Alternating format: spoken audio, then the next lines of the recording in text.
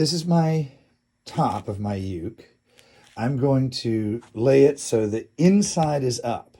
So the side that I want out is down. The inside is up.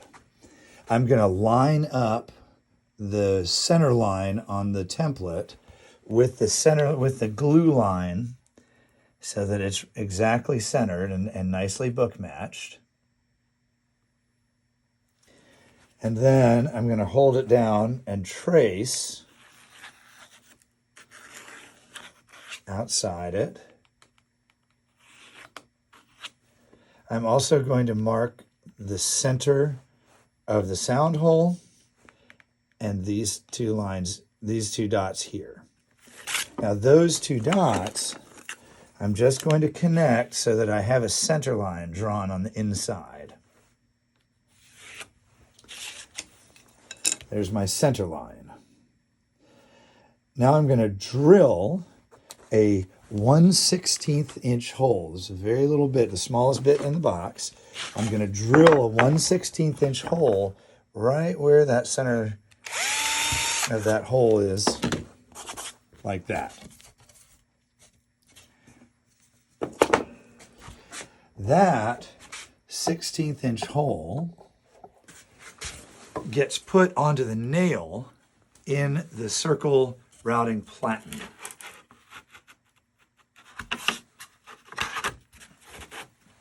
Like that. And then I'm going to clamp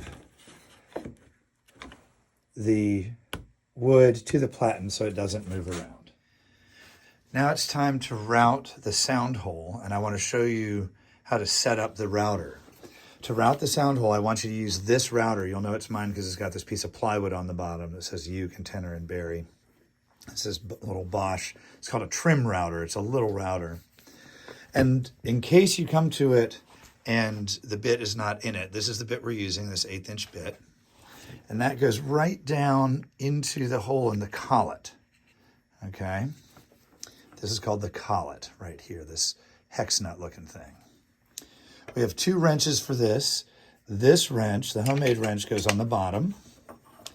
And then the store-bought wrench that says Bosch on it goes on the top. And we're going to get that collet finger tight, and then I'm going to take my wrench, put it on the collet, and I'm going to squeeze these together so it's nice and tight. Now I need to adjust my height. So first I'm going to open this lock, and then you see this arrow can align either with locked or unlocked. So I'm going to click it over so it's aligned with unlocked rather, and that means it moves up and down. And then when it's aligned with, when you click it back to locked, it won't move.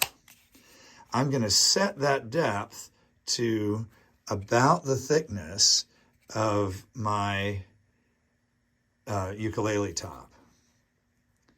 And then I'm going to click it over to locked, and I'm going to close that lock. And now I'm ready to go. You'll notice that it's been unplugged for all of that. I don't want anyone trying to put the bit in or take it out of a router with the machine plugged in. I have my ukulele top with the inside of the top facing up. I've put it over the little nail that's in the routing platen, and I've clamped it down so it can't move. The routing platen itself is held in the vise of my workbench. So the routing platen itself needs to be immobile as well. Next to where the shoe has Uke written on it, there's a little hole right there. That hole needs to fit over this nail. Now, this is a little bit tricky because you have to get it to where it needs to be, but hold it up so that the router bit isn't touching the inside of the top.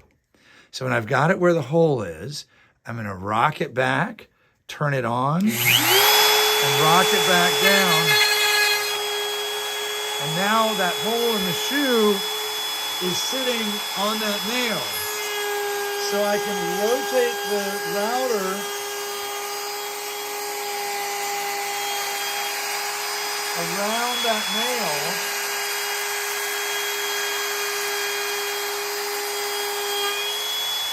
When it gets back and I've gone all the way around, I turn it off and I want to hold it in place until it completely spins down. I don't want to try and take it off while it's still spinning.